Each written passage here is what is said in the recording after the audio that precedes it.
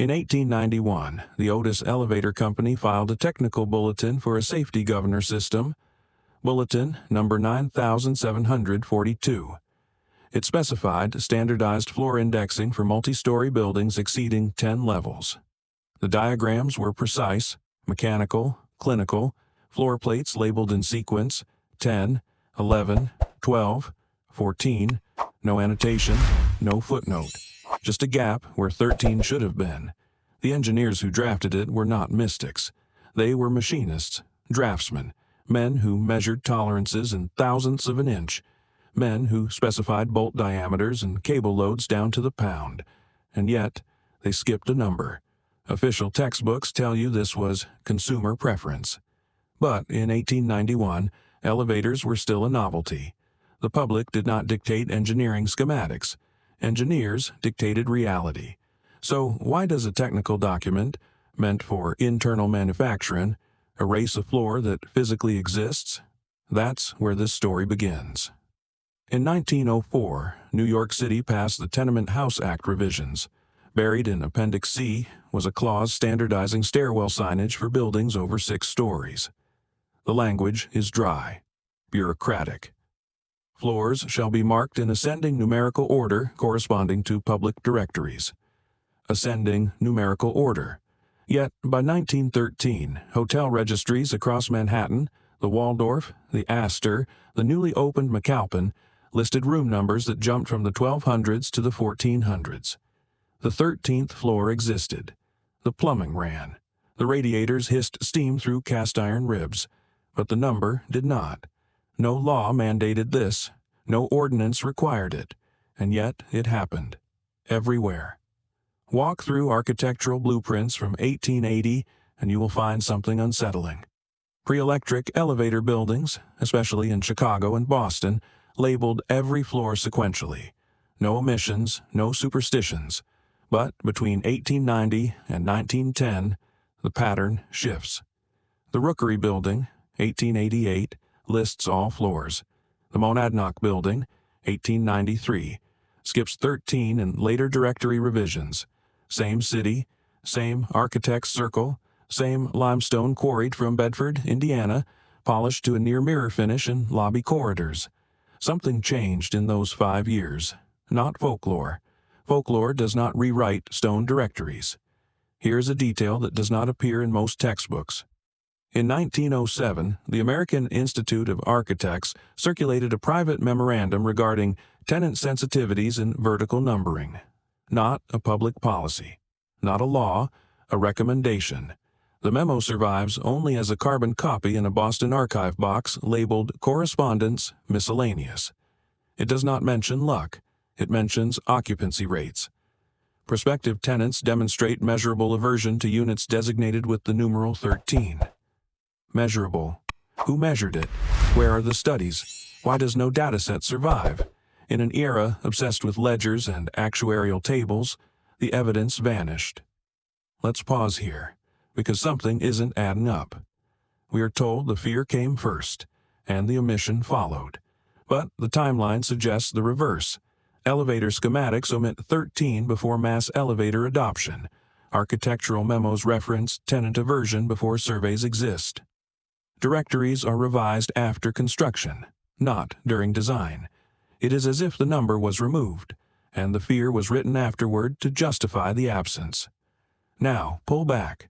Between 1850 and 1930, the Western world undergoes the most aggressive standardization project in human history. Time zones established in 1883. The Gregorian calendar enforced globally through colonial administration. Rail gauges standardized to the inch. Electrical frequency fixed at 60 Hz in North America. Standardization is not accidental. It is administrative. And administration prefers numbers that divide cleanly. 12 divides by 2, 3, 4, and 6. 13 divides by nothing but itself. A prime number is inefficient for bureaucracy. It resists partition. It complicates allocation tables, payroll cycles, and modular construction grids.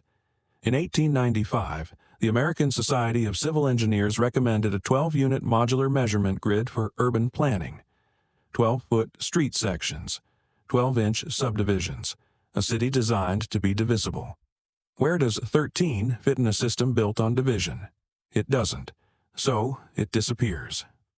But here's the part that official narratives avoid. The disappearance is not loud. No decree, no proclamation, no speech before Congress declaring war on a number. Instead, silence.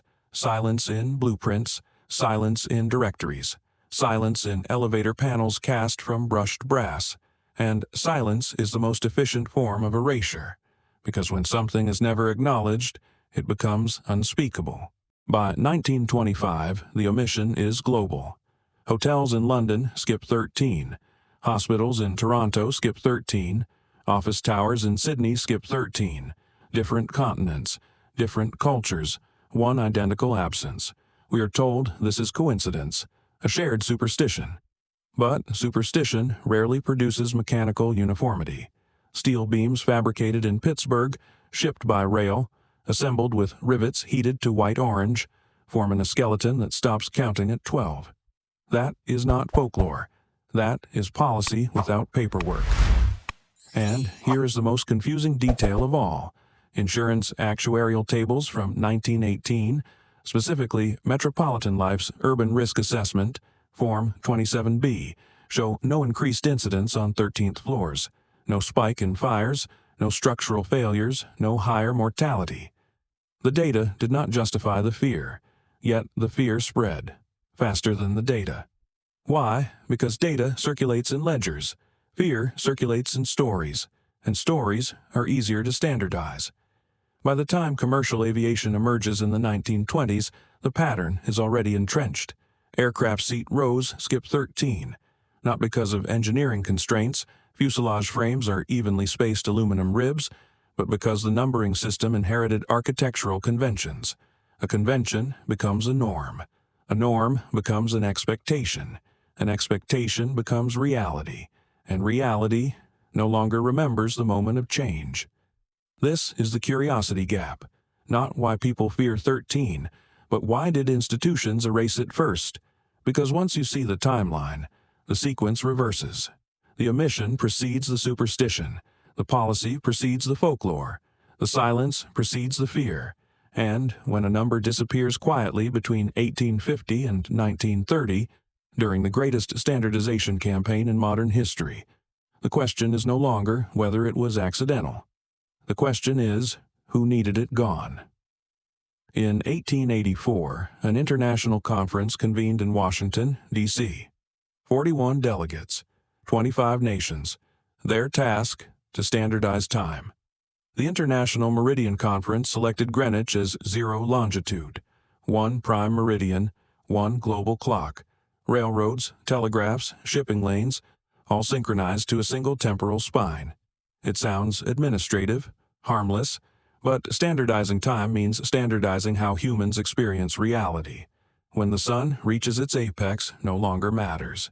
What matters is what the clock says, and clocks are built on 12 hours on the dial, 2 rotations per day, a system inherited from Babylonian base 60 mathematics, optimized for division, not for the sky. Before this standardization wave, many rural communities still lived by lunar cycles, planting by the moon, harvesting by the moon, tracking 13 full moons in a solar year, because that is what the sky presents. But a 13-moon year does not divide neatly into fiscal quarters. It does not align with industrial payroll schedules. It complicates rail timetables printed in tight columns of serif type. So the sky was overruled. In 1900, the Gregorian calendar became mandatory for civil use across most colonial territories. Mission schools replaced local calendars with printed almanacs, lunar months, replaced by fixed pages. 12 months, 30 days hath September. The rhyme taught to children as if it were natural law, but February betrays the patchwork. 28 days, 29 occasionally, a mathematical scar, from forcing a 12-month grid onto a 13-cycle reality. No one explains this to children. They memorize and move on. Here's a technical detail rarely discussed outside horology circles. In 1893, The Seth Thomas Clock Company released a regulator model calibrated for railroad stations. Model number 14ER. It used a 12-hour dial, but internal gearing tracked 24 hours and a 7-day week. There was no mechanism for lunar tracking, not because it was impossible, because it was unnecessary, in a system that had decided the moon no longer mattered. When technology omits a cycle, culture forgets it existed. Now, consider architecture again. Between 1890 and 1920, steel-frame skyscrapers adopt modular bay systems, structural grids spaced in 12-foot intervals, beams fabricated to standard lengths, floor plates repeated like machine parts. A 12-unit grid allows efficient material cutting, minimal waste, predictable load distribution. Introduce a 13-unit cycle, and the symmetry breaks. Material waste increases. Accounting becomes irregular. In an industrial economy, irregularity is treated as error. So the grid stays 12, and the number that does not fit the grid becomes undesirable. By 1910, psychology emerges as a formal discipline in universities. Human behavior becomes measurable, quantifiable. Standard deviations replace folklore. And yet, when it comes to the fear of 13, the studies are curiously thin. A 1911 paper in the Journal of Abnormal Psychology mentions numerical aversion phenomena in passing. No sample size listed, no methodology, a footnote referencing popular belief. A scientific field is born and immediately codifies an unexplained fear as given, not investigated, accepted, because investigating it would require asking, when did the omission begin? And that question leads back to institutions. Let's talk about insurance again. In 1906, after the San Francisco earthquake, insurers conducted one of the most comprehensive risk analyses of urban buildings ever attempted. They cataloged fire spread rates, masonry failures, steel deformation under heat. They did not identify floor numbering as a risk factor. Yet, within a decade, insurers quietly allowed premium incentives for hotels that avoided labeling a 13th floor. No public announcement, no actuarial justification, a discount for compliance with a superstition that data did not support. Why would an industry built on risk calculation endorse an irrational convention, unless the convention served a different purpose? Uniformity. A building that follows conventions is predictable. Predictability reduces administrative friction, and friction costs money. Here is where the erasure becomes psychological. If every building skips 13, encountering a building that does not feels wrong. Not dangerous, wrong. Pattern violation triggers discomfort. The human brain expects sequence. 12, 14 becomes normal. 12, 13 becomes the anomaly. This is how absence rewires perception, not through fear campaigns, through repetition. Between 1920 and 1930, mass media emerges.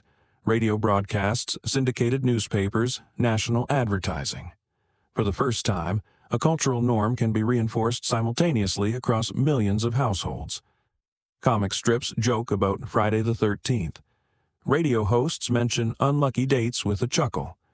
Advertisements avoid the number and product lines, no central directive, just alignment. And alignment is indistinguishable from coordination when viewed from a distance. Let's return to something physical. Elevator control panels from the 1920s were cast in brass using reusable molds. Manufacturers produced standardized plates, 1 through 12, then 14 through 20. Creating a custom plate, including 13, required a separate mold. Separate molds meant higher cost, longer lead times, so builders chose the cheaper option. Cost efficiency masquerading as superstition, but once installed, the omission became permanent.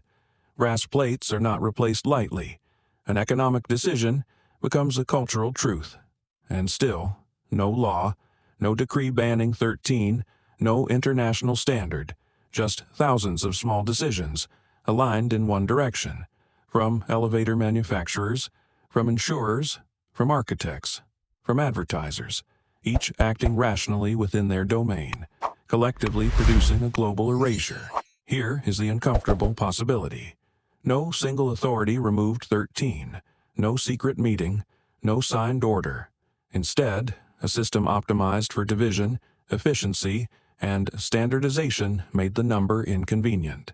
And inconvenience, repeated often enough, becomes exclusion, not because anyone declared it cursed, but because it did not fit.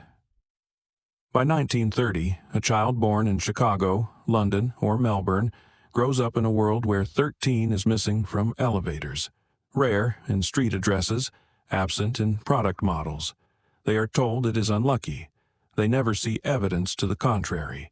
The explanation becomes the reality, and the original cause dissolves into silence. But the silence leaves traces, and those traces point to something older than industrial efficiency, something that did not divide neatly, something that followed cycles instead of grids, something that counted to 13. We're not finished. In 1931, the Empire State Building opened, 1,250 feet of steel and limestone, a monument to precision, rivets driven by pneumatic hammers echoing across Manhattan. The elevator panels skip 13. By then, no one asked why. Look closely at the cornerstone photographs, surveyors with transit levels, chains measured to the link, angles recorded in leather-bound field books, men obsessed with accuracy, participating in an inaccuracy everyone agreed not to see. That is how erasure succeeds, not through force, through consensus. Because by the time a convention becomes invisible, it no longer needs defending. It simply exists. A missing button in an elevator, a skipped row on an airplane, a calendar that pretends the moon completes 12 cycles, and a quiet agreement not to look too closely. The official explanation still fits on a single line. 13 is unlucky. Simple, memorable, efficient. It replaces blueprints, insurance incentives, manufacturing economies, global standardization campaigns between 1850 and 1930. A story, easier than the record. But the record leaves fingerprints, brass plates cast without a number, directories revised after construction, memoranda recommending omissions without evidence, a world synchronized to 12s. During the exact decades the omission spread. Not proof, not conspiracy, a pattern, and patterns matter, because the way a civilization counts shapes the way it organizes reality. 12 divides, 13 resists. One builds grids, the other marks cycles. One measures productivity, the other tracks return. When a culture chooses one, the other does not vanish. It waits, in lunar tides, in biological rhythms, in the quiet recurrence of a full moon, 13 times a year, unlabeled, unnumbered, still there. So the question was never whether 13 is unlucky. The question is, what changes when a society stops counting it, and why? Between 1850 and 1930, so many systems agreed to forget. You've seen the gap now. Once you notice it, you start seeing it everywhere, and the silence in between.